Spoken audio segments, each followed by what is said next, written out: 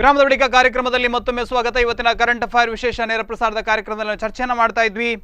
ಸುಬ್ರಹ್ಮಣ್ಯ ಕ್ಷೇತ್ರದಲ್ಲಿ ನಡೆಯುವಂಥ ಮಡೆಸ್ಥಾನದ ಬಗ್ಗೆ ಏನು ನಿಷೇಧವನ್ನು ಮಾಡಬೇಕು ಅಂತ ಒಂದಷ್ಟು ಪ್ರಗತಿಪರರು ಹೈಕೋರ್ಟಿನ ಮೆಟ್ಟಿಲನ್ನು ಏರಿದ್ರು. ಇವತ್ತು ಹೈಕೋರ್ಟ್ ಸ್ಪಷ್ಟವಾಗಿ ಹೇಳಿದೆ, ಪರಂಪರಾಗತವಾಗಿ ನಡೆದುಕೊಂಡು ಬಂದಂಥ ಮಡೆಸ್ಥಾನವನ್ನು ಯಥಾವತ್ತಾಗಿ ಮುಂದುವರಿಸಬೇಕು, ಅದನ್ನು ನಿಷೇಧ ಮಾಡುವಂಥ ಪ್ರಶ್ನೆಯೇ ಇಲ್ಲ ಅನ್ನುವಂಥದ್ದನ್ನು ಹೈಕೋರ್ಟ್ ಹೇಳಿರುವಂಥದ್ದು.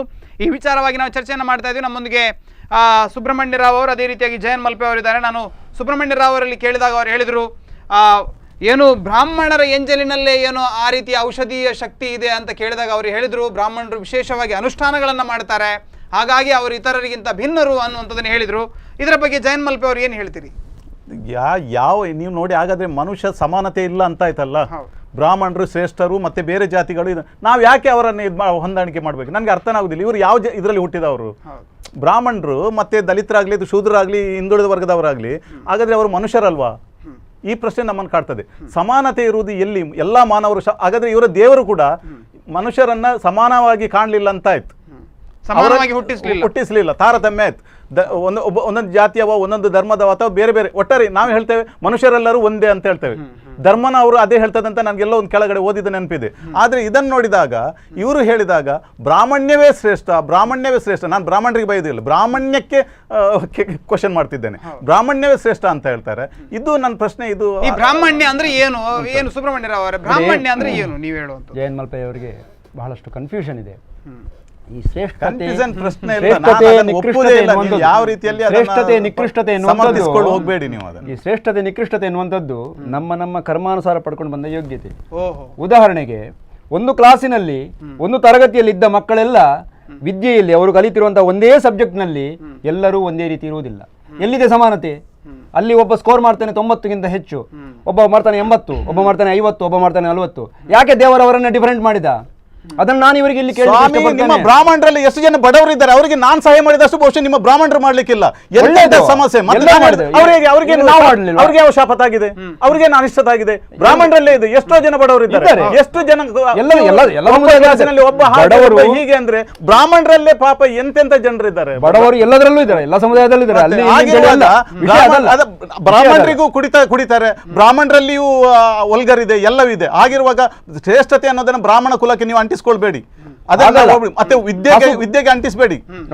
ಯಾಕೆ ಅಂಟಿಸಬಾರ್ದು? ಸಮಾನತೆ ಎನ್ನುವ ಪದ ಬಂದಾಗ ನಾವು ಒಂದು ಕಾಲಘಟ್ಟದಲ್ಲಿ ಇಡೀ ವೇದ ಮತ್ತೆ ಪುರಾಣ ಅಂತ ಹೇಳಿಕೊಂಡು ಒಂದು ಸಮುದಾಯವನ್ನ, ಇಡೀ ಸಮುದಾಯವನ್ನ, ಕೆಳವರ್ಗದ ಸಮುದಾಯವನ್ನ ನಿಕೃಷ್ಟ ಮಾಡಿದ್ದಾರೆ. ಮತ್ತೆ ಅವರಿಗೆ ಅವಕಾಶನೇ ಕೊಡ್ಲಿಲ್ಲ ಇವರು, ಖಂಡಿತವಾಗಿಯೂ ಮಾಡಲಿಲ್ಲ. ಯಾಕೆಂದ್ರೆ ಈ ಇವತ್ತಿಗೆ ನಾನು ಹೇಳ್ತೇನೆ, ಇದೇ ನೋವಿಗೋಸ್ಕರ ಇವತ್ತಿಗೂ ಕೂಡ ಬ್ರಾಹ್ಮಣ್ಯದ ವಿರುದ್ಧ ಮತ್ತೆ ಈ ಧರ್ಮದ ವಿರುದ್ಧ ಅಥವಾ ವಿರುದ್ಧ ಸೆಟೆದು ನಿಲ್ಲುವುದು ಇದಕ್ಕೇನೆ. ಅಕ್ರಮ, ಇದು ನಿಮ್ಮ ಅನ್ಯಾಯ. ನೀವು ಒಂದು ನೆನಪಿಟ್ಟುಕೊಳ್ಳಿ, ಇವತ್ತು ನೀವು ವಿಜೃಂಭಿಸಿರ್ಬೋದು ಒಂದಲ್ಲ ಒಂದು ದಿನ, ಇಡೀ ನಮ್ಮ ಈ ಹಿಂದುಳಿದ ವರ್ಗ ಏನು ದಲಿತರಾಗ್ಲಿ, ಹಿಂದುಳಿದ ವರ್ಗ, ನಿಮ್ಮ ಇಡೀ ಬ್ರಾಹ್ಮಣ್ಯದ ವಿರುದ್ಧ ಸೆಟೆದು ನಿಂತಾಗ ನೀವು ಚೂರು ಆಗ್ತೀರಿ. ಆಗ ನಿಮ್ದು ನಡೆಯುವುದಿಲ್ಲ ಈ ನಾಟಕ ಎಲ್ಲ. ಇವತ್ತು ನೀವೇನೋ ಒಂದು 10 ಪೈಸೆಯ ಜನಿವಾರ ಕಟ್ಟಿಕೊಂಡು ಇಡೀ ನಮ್ಮ ಬೌದ್ಧಿಕವನ್ನ, ಈ ದೇಶದ ಬಡ ಜನರ ಬೌದ್ಧಿಕವನ್ನ ಕಸಿದುಕೊಂಡಿರುವುದರಿಂದ, ಈ ಮಾರ್ಗವಾಗಿ ಕಸಿದುಕೊಂಡಿರುವುದರಿಂದ ಇವರು ಬದುಕ್ತಾ ಇದ್ದಾರೆ. ಬಟ್ ಸರ್ವಕಾಲಕ್ಕೆ ನಡೆಯುವುದಿಲ್ಲ, ಸರ್ವಕಾಲಕ್ಕೆ ನಡೆಯುವುದಿಲ್ಲ. ಸ್ವಾತಂತ್ರ್ಯ ಬಂದು 125 ವರ್ಷ ಆಯ್ತಲ್ಲ, ಯಾಕೆ ಇನ್ನು ಕಸಿದುಕೊಳ್ಳಿಕ್ಕೆ ಬಿಟ್ಟಿದ್ದೀರಾ? ನಾನು ಕೇಳೋದು ಇದನ್ನೇ. ನೋಡಿ, ಹಸುವಿನ ಬಳಿಗೆ ಯಾಕೆ ಹೋಗ್ತೇವೆ ನಾವು? ಹಾಲಿಗೆ ಹೋಗ್ತೇವೆ, ಮೂತ್ರಕ್ಕೆ ಹೋಗುವುದಿಲ್ಲ. ಮೊದಲ ಪಾಠ ಸೆಗಣಿ ಮೂತ್ರಕ್ಕೆ ಹೋಗುವುದಲ್ಲ, ಹಾಲಿಗೆ ಹೋಗುವುದು. ಹಾಗೆ ಬ್ರಾಹ್ಮಣರ ಹತ್ರ ಯಾಕೆ ಬರ್ತಾರೆ? ಮಾರ್ಗದರ್ಶನಕ್ಕೆ ಬರ್ತಾರೆ. ನಮ್ಮ ಸಮಾಜ ಸ್ವಲ್ಪ ಜಾಗೃತ ಆಗಿರುವುದರಿಂದ ಈ ಗೊಡ್ಡು ಸಂಪ್ರದಾಯವನ್ನು ನಿಲ್ಲಿಸಿ ಅಂತ ನಾವು ಹೋರಾಡ್ತಿರೋದು. ಇದು ಅದರ ಮೊದಲ ಪಾಠ. ತೃಪ್ತಿ ಪಟ್ಟಿದ್ದಾರೆ ಎಲ್ಲ ಗೊಡ್ಡು ಸಂಪ್ರದಾಯಗಳಿಂದ. ಎಷ್ಟೋ ಜನ, 100 ಜನ ತೃಪ್ತಿ ಪಟ್ಟಿದ್ದಾರೆ, 100 ಜನ ಸಂತಸ ಪಟ್ಟಿದ್ದಾರೆ. ಓಕೆ, ಜಯನ್ ಮಲ್ಪೆ ಅವರ, ಇದೀಗ ನಾನು ಕೇಳ್ತಾ ಇರುವಂತದ್ದು, ಮಡೆಸ್ಥಾನದಲ್ಲಿ ಪಾಲ್ಗೊಳ್ತಾ ಇರುವವರು ಯಾರು ಕೂಡ ದಲಿತರಲ್ಲ. ಬ್ರಾಹ್ಮಣರನ್ನು ಮತ್ತು ದಲಿತರನ್ನು ಹೊರತುಪಡಿಸಿ ಬಹಳ ದೊಡ್ಡ ಸಮುದಾಯ, ಮಧ್ಯಮ ವರ್ಗದ ಜನರು ಅಥವಾ ಮಧ್ಯಮ ಜಾತಿಗಳು ಅನ್ನುವಂಥವರು ಕೂಡ ಪಾಲ್ಗೊಳ್ತಾ ಇದ್ದಾರೆ. ಅವರೆಲ್ಲರೂ ಯಾಕೆ ನಿಮ್ಮೊಂದಿಗೆ ಕೈ ಜೋಡಿಸ್ತಾ ಇಲ್ಲ? ದಲಿತರು ಭಾಗವಹಿಸುವುದಿಲ್ಲ ಅಂತ ಹೇಳ್ಬೇಡಿ, ಪರಿಶಿಷ್ಟ ಜಾತಿ ಮತ್ತೆ ಪರಿಶಿಷ್ಟ ಪಂಗಡದವರು ಎಲ್ಲರೂ ಇದ್ದಾರೆ. ಆದ್ರೆ ಬ್ರಾಹ್ಮಣರು ಮಾಡಿರ್ಬೋದು, ಅದೇ ಕೆಲವು. ನೀವು ಉದಾಹರಣೆ ನೋಡಿ, ಎಲ್ಲ ಮೋಸೆಯಲ್ಲಿ ಸ್ನಾನ ಮಾಡುವಾಗ ಪಾಪ ಪರಿಹಾರ ಆಗ್ತದೆ ಅಂತ ಹೇಳ್ತಾರೆ. ಅಲ್ಲಿ ಸ್ನಾನ ಮಾಡುವವರು ಯಾರು? ಪಾಪ ಪರಿಹಾರ ಆದ್ರೆ ಬ್ರಾಹ್ಮಣರ ಹೆಂಗಸರು ಕೂಡ ಸ್ನಾನ ಮಾಡ್ಬೇಕಲ್ಲ. ಹಾಗಂತ ಮಾಡುದಿಲ್ಲ ಅಂತ ಹೇಳುದಿಲ್ಲ. ಒಂದು 10% ಬ್ರಾಹ್ಮಣರು ಮಾಡ್ಬೋದು. ಬಹುತೇಕ ಜನರನ್ನು ಇಟ್ಕೊಳ್ಳಿ ಮಾತಾಡಿ. 4 ಜನ ಬ್ರಾಹ್ಮಣರು ಮಠಸ್ಥಾನದ ಆ ರೀತಿಯ ನೆಲೆಗಟ್ಟಲ್ಲಿ ಮಾಡಿರ್ಬೋದು ವಿನಃ ಅದಕ್ಕೆ ಬ್ರಾಹ್ಮಣರು ಕೂಡ ಮಾಡ್ತಾರೆ. ಬ್ರಾಹ್ಮಣರು ಮಾಡಿದ್ರು ಕೂಡ ನಾನು ಹೇಳುದು, ಇದು ಯಾವುದೇ ಈ ವೈಜ್ಞಾನಿಕ ಕಾಲಘಟ್ಟದಲ್ಲಿ ಇದು ಸುಳ್ಳು, ಇದನ್ನ ನಾವು ನಂಬಾರ್ದು, ಇದನ್ನ ನಾವು ತಿರಸ್ಕರಿಸಬೇಕು. ಯಾಕೆಂದ್ರೆ ಈ ಆಸ್ಪತ್ರೆಗಳು ಯಾಕೆ ಇದನ್ನೆಲ್ಲ ಎಲ್ಲ ದೇವಸ್ಥಾನಗಳನ್ನು ಕೈ ಮುಗಿದ್ರೆ ಅವನ ರೋಗ ರುಜಿನಗಳು ಗುಣ ಆಗುದಾಗಿದ್ರೆ ಈ ಚರ್ಮ ರೋಗದ ನಾಳೆ ಇನ್ನೊಂದು ಬರ್ತದೆ. ಈ ನಿಮ್ಮ ಗಂಗಾ ನದಿ ಏನು ಹೇಳ್ತಾರಲ್ಲ ಅದಕ್ಕೆ ಸ್ನಾನ ಮಾಡಿದ್ರೆ ಅದು ನಿಮ್ಗೆ ಬೇರೆ ರೋಗ ಬರ್ತದೆ ಅಂತ ದಿನಗಳು ಬರ್ಬೋದು.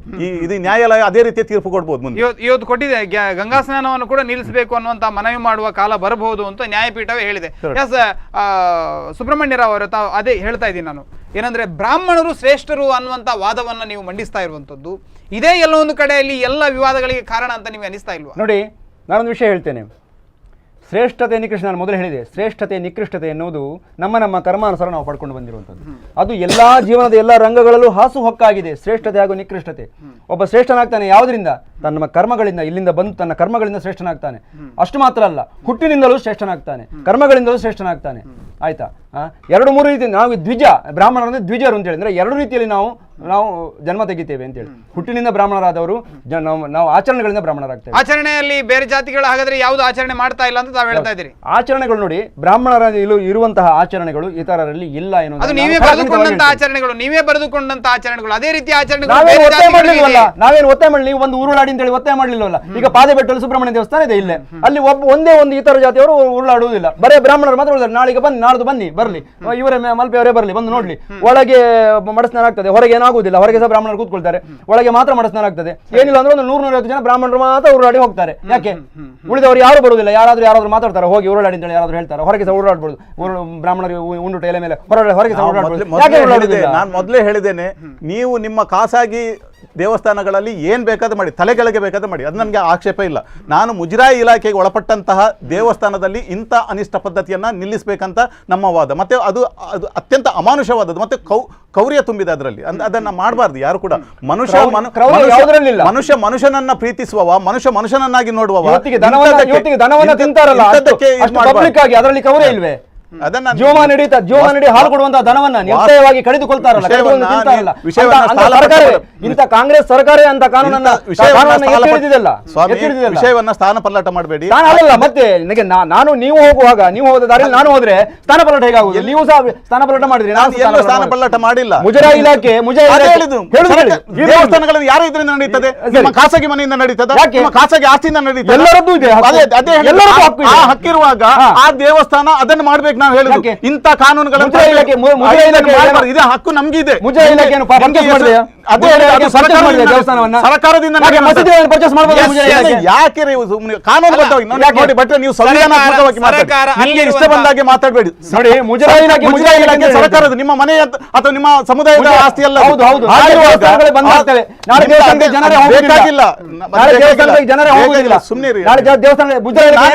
ಸಂವಿಧಾನಾತ್ಮಕ ಮಾತಾಡಿ. ನಿಮ್ ಸಂವಿಧಾನಾತ್ಮಕವಾಗಿ ಮಾತಾಡಿ. ಯಾರ್ದು ಮುಜರಾಯಿ ಇಲಾಖೆ ಯಾರು ನಡೆಸುವುದು? ಬ್ರಾಹ್ಮಣರ ಅಲ್ಲವಾ? ದೇವಸ್ಥಾನ ನಡೆಯುತ್ತಾ? ಸರ್ಕಾರದ ಒಂದು ಇಲಾಖೆ. ನಿರಂಕುಶ ಪ್ರಭುತ್ವ ಹಾಕಿದೆ. ನಾನು ಹೇಳಿದ್ದು ಸರ್ಕಾರದ ಇಲಾಖೆ ಅದು. ಹಾಗಾಗಿ ಸರ್ಕಾರದಿಂದ ನಡಿಪಡೆಯುವ ಎಲ್ಲಾ ದೇವಸ್ಥಾನಗಳು, ಲೆಕ್ಕ ಕೊಡುವಂತಹ ದೇವಸ್ಥಾನಗಳೆಲ್ಲ ಅಲ್ಲಿ ಸಮಾನತೆ ಇರ್ಬೇಕನ್ನೋದು ನಮ್ಮ ವಾದ. ಇದು ನಮ್ಮ ವಾದ. ಇದನ್ನು ನೀವು ಅರ್ಥ ಮಾಡಿಕೊಳ್ಳಿ. ಸುಬ್ರಹ್ಮಣ್ಯ ರಾವ್ ಅವರೇ, ಈಗ ಮಡೆಮಡಸ್ಥಾನ ನಡೀತಾ ಇದೆ ಸುಬ್ರಹ್ಮಣ್ಯ ದೇವಸ್ಥಾನದಲ್ಲಿ. ಸುಬ್ರಹ್ಮಣ್ಯ ದೇವಸ್ಥಾನ ಒಳಪಟ್ಟಿರುವಂತದ್ದು ಮುಜರಾಯಿ ಇಲಾಖೆಗೆ. ಮುಜರಾಯಿ ಇಲಾಖೆ ವಶಪಡಿಸಿಕೊಂಡಿರುವಂತಹ ಎಲ್ಲಾ ದೇವಾಲಯಗಳು ಕೂಡ ಅತ್ಯಂತ ಹೆಚ್ಚು ಆದಾಯ ಇರುವಂತಹ ದೇವಾಲಯಗಳು. ಅಂದ್ರೆ ಯಾವುದೋ ಒಂದು ಸಮುದಾಯದ ಆದಾಯ ಅಲ್ಲ, ಇಡೀ ಸಮಾಜದ ಆದಾಯ ಅಲ್ಲಿಗೆ ಬರ್ತಾ ಇದೆ ಅನ್ನುವಂಥದ್ದು ಸ್ಪಷ್ಟ. ಅದು ಕೂಡ ರಾಜ್ಯದಲ್ಲಿ ಅತ್ಯಂತ ಹೆಚ್ಚು ಶ್ರೀಮಂತವಾದಂತಹ ದೇವಾಲಯ ಕುಕ್ಕೆ ಸುಬ್ರಹ್ಮಣ್ಯ. ಅದಕ್ಕೋಸ್ಕರ ಮುಜರಾಯಿಗೆ ಕಣ್ಣು ಹಾಕಿದೆ. ಸರಿ, ಈಗ ಇಲ್ಲಿ ಬರ್ತಾ ಇರುವಂತಹ ಹಣ ಯಾರ್ದು? ಕೇವಲ ಬ್ರಾಹ್ಮಣರದ್ದು ಬರ್ತಾ ಇದೆಯಾ? ಇಲ್ಲಿ ಎಲ್ಲರದ್ದು ಬರ್ತಾ ಇದೆ. ಸರಿ, ಹಾಗಾದ್ರೆ ಎಲ್ಲರಿಗೂ ಸಮಾನತೆ ಬೇಕಲ್ವಾ? ಇಲ್ಲಿ ಸಮಾನತೆ ಎಲ್ಲಿಲ್ಲ ಸಮಾನತೆ. ಎಲ್ಲರಿಗೂ ಊಟ ಹಾಕುವುದಿಲ್ವಾ? ಎಲ್ಲರಿಗೂ ಪೂಜೆ ಸರಿಯಾಗಿ ಎಲ್ಲರ ಎಲೆಯ ಮೇಲೆ ಯಾಕೆ ಉರುಳಾಡುವುದಿಲ್ಲ? ಬ್ರಾಹ್ಮಣ ನೋಡಿ, ನಾನೀಗ ಹೇಳ್ತೇನೆ, ಎಲ್ಲರ ಎಲೆ ಮೇಲೆ ಎಲ್ಲರೂ ಉರುಳಾಡ್ಲಿ, ಯಾರು ಬೇಡ ಅಂದಿದ್ದು? ಬ್ರಾಹ್ಮಣರ ಎಲೆ ಮೇಲೆ ನೀವು ಉರುಳಾಡಿ ಅಂತ ನಾವು ಹೇಳಿದ್ದೇವೆ? ಇಲ್ವಲ್ಲ. ನೀವು ಇತರರು ಊಟ ಮಾಡಿದ ಎಲೆಯಲ್ಲಿ ಇತರರು ಬೇಕಾದ್ರೆ ಹೋಗಿ ಉರುಳಾಡ್ಲಿ, ನೋಡು ಅವರಿಗೆ ಯಾವ್ದು ಗುಣ ಆಗ್ತದೆ ಅಂತ ಅವರೇ ನೋಡ್ಕೊಳ್ಳಿ. ಅವರ ಸೇವೆಗಳು, ಅವರ ಇಷ್ಟಾರ್ಥಗಳು, ಅವರ ಮನಸ್ಸಿನ ಅಭಿಪ್ರಾಯಗಳು ಯಾವುದರಲ್ಲಿ ಈಡೇರ್ತೇವೆ ಅಂತ ಹೇಳಿ ನೋಡ್ಕೊಳ್ಳಿ. ಆಮೇಲೆ ಅವರು ಬ್ರಾಹ್ಮಣದ ಶ್ರೇಷ್ಠದ ಬಗ್ಗೆ ಮಾತಾಡಲಿ. ನಾನು ಹೇಳುದು ಅದೇ ಹೇಳುದು. ನಾನೀಗ ದನವನ್ನು ಹೋಲಿಸಿದ್ರೆ, ಕತ್ತೆಗೆ ಹೋಲಿಸಿದ್ರೆ, ಕತ್ತೆ ಹಾಲು ಕೂಡ ಬಹಳ ಪೌಷ್ಟಿಕ ಅಂತ ಹೇಳ್ಬೋದು ಇವರು. ಕತ್ತೆ ಹಾಲು ಯಾಕೆ ಮಾರ್ಕೆಟಿಗೆ ಬರ್ತಾ ಇಲ್ಲ? ಆಡಿನ ಹಾಲು ಯಾಕೆ ಮಾರ್ಕೆಟಿಗೆ ಬರ್ತಾ ಇಲ್ಲ? ಯಾಕೆ ದನದ ಹಾಲು ಮಾತ್ರ ಬರ್ತಾ ಇದೆ? ಯಾಕೆ ಎಮ್ಮೆ ಹಾಲು ವೈಜ್ಞಾನಿಕವಾಗಿ ದನಕ್ಕಿಂತ ಕೀಳು? ಮೇಲು ಕೀಳು ಎನ್ನುವಂಥದ್ದು ಜೀವನದ ಪ್ರತಿಯೊಂದು ರಂಗದಲ್ಲಿ ಹಾಸುಹೊಕ್ಕಾಗಿದೆ ಅನ್ನೋದನ್ನ ಮೊದಲು ನಾವು ಸ್ವೀಕರಿಸುವ ಔದಾರ್ಯ ನಾವು ಇಟ್ಕೊಳ್ಬೇಕು. ಮೇಲು ಕೀಳು ಎಲ್ಲಿಲ್ಲ ಈ ಜಗತ್ತಿನಲ್ಲಿ ಯಾವ ಜಾತಿ ಯಾವ ಖಂಡಿತವಾಗಿ ಒಪ್ಪಿಕೊಳ್ಳುವುದಿಲ್ಲ. ಯಾಕೆಂದ್ರೆ ಇದಕ್ಕೆ ಕಾರಣ ಹೇಳ್ತೇನೆ ನಾನು. ಸಮೋಹಂ ಸರ್ವಭೂತೇಶು ನಮೇ ದ್ವೇಷ್ಟೋಸ್ತಿ ನ ಪ್ರಿಯಃ. ಯಾಕೆ ಹೇಳ್ತಾನೆ ಕೃಷ್ಣ, ನಾನು ಎಲ್ಲರಲ್ಲೂ ಒಂದೇ ರೀತಿ ಇದ್ದೇನೆ, ಆದ್ರೆ ಪರಂತು ಭಜಂತು ಮೇ ತುಮಾಂ ಭಕ್ತಿಯ ಮೈತೇತೇಶು ಚಾಪ್ಯಂ. ಯಾರು ನನ್ನನ್ನು ನಿರಂತರ ಭಜಿಸ್ತಾರೆ, ನೆನೆಯುತ್ತಾರೆ, ಪೂಜಿಸ್ತಾರೆ, ಸ್ಮರಿಸ್ತಾರೆ, ಅವರೊಳಗೆ ಮಾತ್ರ ನಾನಿದ್ದೇನೆ. ಯಾಕೆ ಭಗವಂತ ಈ ಪ್ರತಿಪಾದನೆ ಮಾಡ್ತಾನೆ? ಯಾಕೆ ಇಲ್ಲಿ ಅಸಮಾನತನ ಹೇಳ್ತಾನೆ ಭಗವಂತ? ಸರಿ, ಹಾಗಾದ್ರೆ ನಾವು ಸನಾತನ ಧರ್ಮೀಯರಾಗಿ ನಾನು ಮೊದಲು ಕೇಳಲಿಕ್ಕೆ ಇಷ್ಟಪಡ್ತೇನೆ, ನಾವು ಇಷ್ಟ ಬಂದಾಗೆ ಧರ್ಮವನ್ನು ತಿದ್ದುವುದಾದ್ರೆ ನಮಗೆ ಧರ್ಮ ಯಾಕೆ? ನಾವು ಧರ್ಮದ ಚೌಕಟ್ಟಿನಿಂದ ಹೊರಗೆ ನಡೆಯುವಲ್ಲ. ಯಾರು ಬೇಡ ಅಂದಿರುವುದು? ಮುಜರಾಯಿ ಇಲಾಖೆ ಏನು ದೇವಸ್ಥಾನದ ಕರ್ನಾಟಕ ರಾಜ್ಯದ ಎಲ್ಲ ದೇವಸ್ಥಾನಗಳನ್ನು ಏನು ಪರ್ಚೇಸ್ ಮಾಡಿದೆಯಾ ಮುಜರಾಯಿ ಇಲಾಖೆ? ನಾಳೆ ಇಂಥ ಅನಿಷ್ಟಗಳು ಅಂತ ಹೇಳ್ಕೊಂಡು ಎಲ್ಲವನ್ನ ಇವರು ಬಂದ್ ಮಾಡ್ಕೊಂಡು ಬರ್ತಾರೆ. ಹಾಗಾದ್ರೆ ದೇವಸ್ಥಾನಗಳು ಬಂದ್ ಆದ ನಂತರ ಮುಜರಾಯಿ ಇಲಾಖೆ ಏನ್ ಮಾಡ್ತದೆ? ಕೈಕಟ್ಟಿ ಕೂತ್ಕೊಳ್ಬೇಕು ಮುಜರಾಯಿ ಇಲಾಖೆ. ನಾವು ಕೊಟ್ಟರೆ ಪ್ರಜಾಪ್ರಭುತ್ವದಲ್ಲಿ ಉಂಟು ಮುಜರಾಯಿ ಇಲಾಖೆಗೂ ಸರ್ಕಾರಕ್ಕೂ. ಸರ್ಕಾರ ನಿರಂಕುಶ ಪ್ರಭುತ್ವ ಮಾಡುವಾಗಿಲ್ಲ. ಅಲ್ಲ, ನಾವು ಕೊಟ್ರೆ ಅಂದ್ರೆ ಯಾರು ಬ್ರಾಹ್ಮಣರಲ್ಲ, ಪ್ರಜೆಗಳು. ಬ್ರಾಹ್ಮಣರು ಯಾಕೆ ಶ್ರೇಷ್ಠ? ಪ್ರಾಣಿಗಳಲ್ಲಿ ಹಸು ಯಾಕೆ ಶ್ರೇಷ್ಠ ಅಂತ ಕೇಳಿದಾಗ ಆಯ್ತು. ಹಸುವನ್ನು ಯಾಕೆ ಪೂಜೆ ಮಾಡ್ತೀರಿ? ದೇವದ್ವಿಜ ಗುರುಪ್ರಾಜ್ಞೆ ಅಂತ ಹೇಳಿದ್ದು ಅದೇ ಭಗವದ್ಗೀತೆ. ಅದೇ ಭಗವದ್ಗೀತೆ ಇವತ್ತು ಸಂವಿಧಾನ ಮಾನ್ಯ ಮಾಡಿ ಕೋರ್ಟ್ ಕಚೇರಿಗಳಲ್ಲಿ ಇಟ್ಟಿದೆ. ಯಾಕೆ ಇಡಬೇಕಿತ್ತು? ಅದರಲ್ಲಿ ಹೇಳಿದಿಲ್ಲ ದೇವದ್ವಿಜ ಗುರುಪ್ರಾಜ್ಞೆ ಅಂತ ಕೃಷ್ಣ ಹೇಳಿದ್ದಾನೆ. ಅಲ್ಲಿ ದೇವದ್ವಿಜ ಗುರುಪ್ರಾಜ್ಞೆ ಅಂದ್ರೆ ಏನು? ಮೊದಲು ದೇವರನ್ನು ಪೂಜೆ ಮಾಡಿ ಆಮೇಲೆ ಬ್ರಾಹ್ಮಣರಿಗೆ ನೀವು ಗೌರವ ಸಲ್ಲಿಸಿ ಅಂತೇಳಿ ಹೇಳಬೇಕಿತ್ತು ಕೃಷ್ಣನಿಗೆ. ಅಂತ ಭಗವದ್ಗೀತೆನೇ ಯಾಕೆ ಇಡಬೇಕಿತ್ತು ಸಂವಿಧಾನಾತ್ಮಕವಾಗಿ ನ್ಯಾಯಾಲಯಗಳಲ್ಲಿ? ನಾನು ಮೊದಲ ಪ್ರಶ್ನೆ ಕೇಳ್ತೇನೆ. ಏನ್ ಹೇಳ್ತೀರಿ ಜಯನ್ ಮಲ್ಪೆ ಅವರೇ? ಎಲ್ಲಿ ಭಗವದ್ಗೀತೆ? ನಾವು ಸಂವಿಧಾನ ಇಟ್ಕೊಂಡೇ ಮಾತಾಡ್ತಿರೋದು. ನಾನು ಸಹ ಸಂವಿಧಾನಬದ್ಧವಾಗಿ ಮಾತಾಡ್ತೀನಿ. ನೋಡಿ, ಆಕ್ಚುಲಿ ನಿಮ್ಮ ಮೇಲೆ ಪ್ರೀತಿಯಿಂದ ಬಂದೆ. ಒಬ್ಬ ಮನುಷ್ಯ ಇನ್ನೊಬ್ಬ ಮನುಷ್ಯನನ್ನು ಗೌರವಿಸುವುದಿಲ್ಲ ಅಂದ್ರೆ ಇಂಥ ಹೃದಯದ ಜೊತೆ ನಾನು ಯಾವತ್ತೂ ಚರ್ಚೆ ಮಾಡಲ್ಲ. ಕನಿಷ್ಠ ಪಕ್ಷ ನಾವೇ ಶ್ರೇಷ್ಠ ಅನ್ನುವಂಥದ್ದು ಉಂಟಲ್ಲ, ಇದಕ್ಕಿಂತ ದುರಾಂಕರ ಇನ್ನೊಂದಿಲ್ಲ. ಮೊದಲು ಮನುಷ್ಯನನ್ನ ಒಪ್ಪಿಕೊಳ್ಳೋಣ, ಮತ್ತೆ ಇಂಥವ್ರ ಜೊತೆ ಯಾರು ಬರ್ತಾರೆ ಮರ?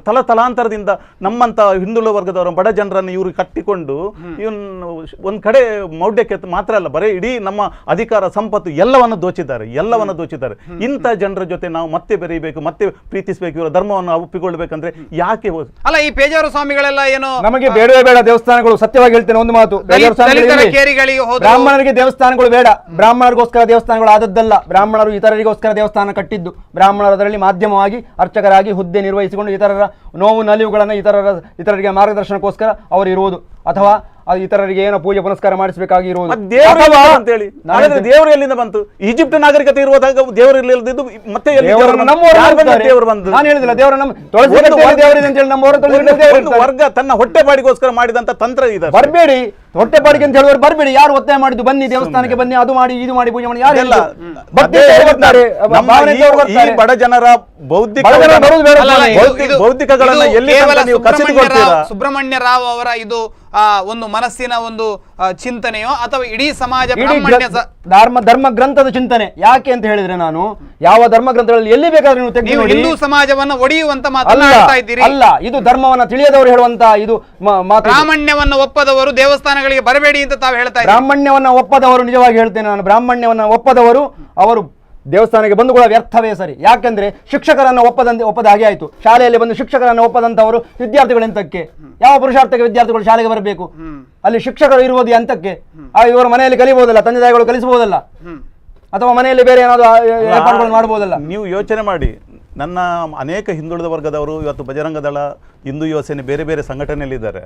ಅವ್ರು ಯಾಕೆ ಭಗವದ್ವಚೆ ಹಿಡ್ಕೊಳ್ಬೇಕು? ಸಮಾನತೆ ಇಲ್ಲದ ಮೇಲೆ ಆ ಭಗವದ್ವಚೆ ಯಾಕೆ ಅವ್ರಿಗೆ ಹಿಡಿಬೇಕು ಹೇಳಿ? ಈ ಪ್ರಶ್ನೆಗೆ ಭಟ್ರು ಉತ್ತರ ಇಲ್ಲ. ಯಾಕೆ ನಾವು ಶ್ರೇಷ್ಠ ಅಂತ ಹೇಳುವುದಿಲ್ಲ.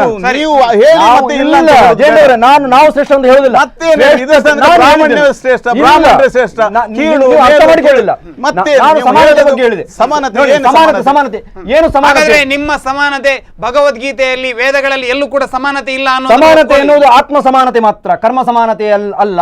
ಕರ್ಮ ಸಮಾನತೆಯಿಂದ ನಾವು ಭಿನ್ನರು, ಆತ್ಮ ಸಮಾನತೆಯಿಂದ ಮಾತ್ರ ನಾವು ಸಮಾನರು.